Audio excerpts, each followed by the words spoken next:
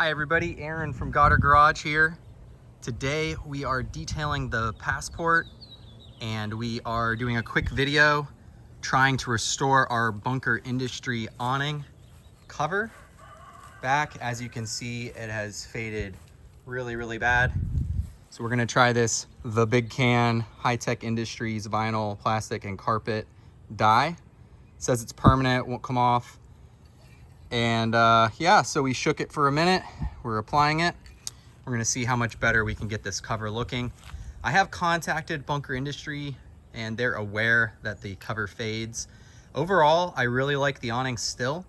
If we can keep this cover looking black with some maintenance, I still think that I like the awning for how light it is compared to how big the coverage is. I also like the setup I've got with the light and my McTuning switch on the inside. Overall, I'm still happy with the product, but I will say that they need to find a solution to creating a cover that does not fade. You can see on this end, I've already started working the dye into the fabric.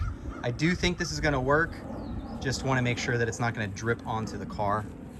But yeah, I'm really glad that I took the time to make this setup something that comes off the vehicle. And if you haven't already, check out my video where I show how I mounted that awning onto the Passport.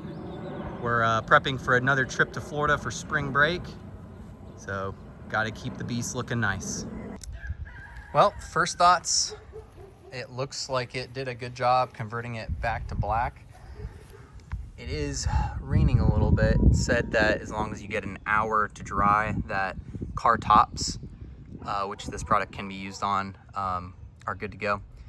It said you shouldn't use like seats or anything that you are gonna like handle for 6 hours. 10 minutes dry to the touch, 1 hour, good enough for tops.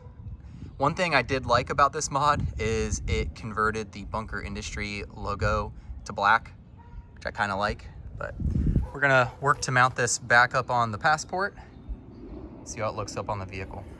All right, so putting the awning back up on the car is pretty easy, even solo.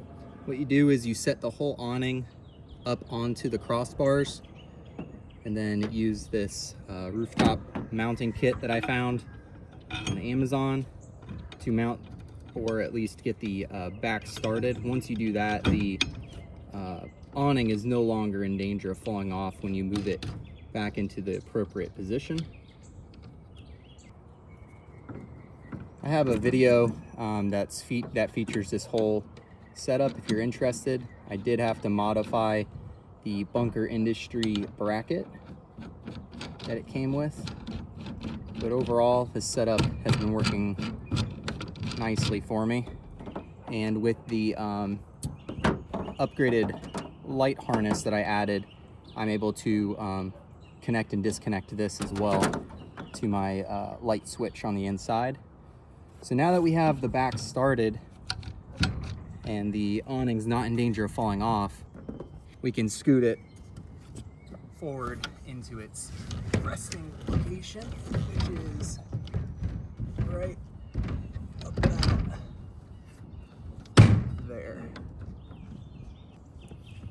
Which then lets us get the next set of brackets in place.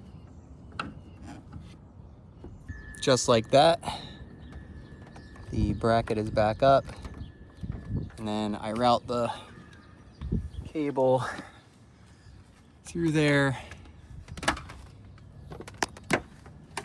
and then we route it down through this little crack here,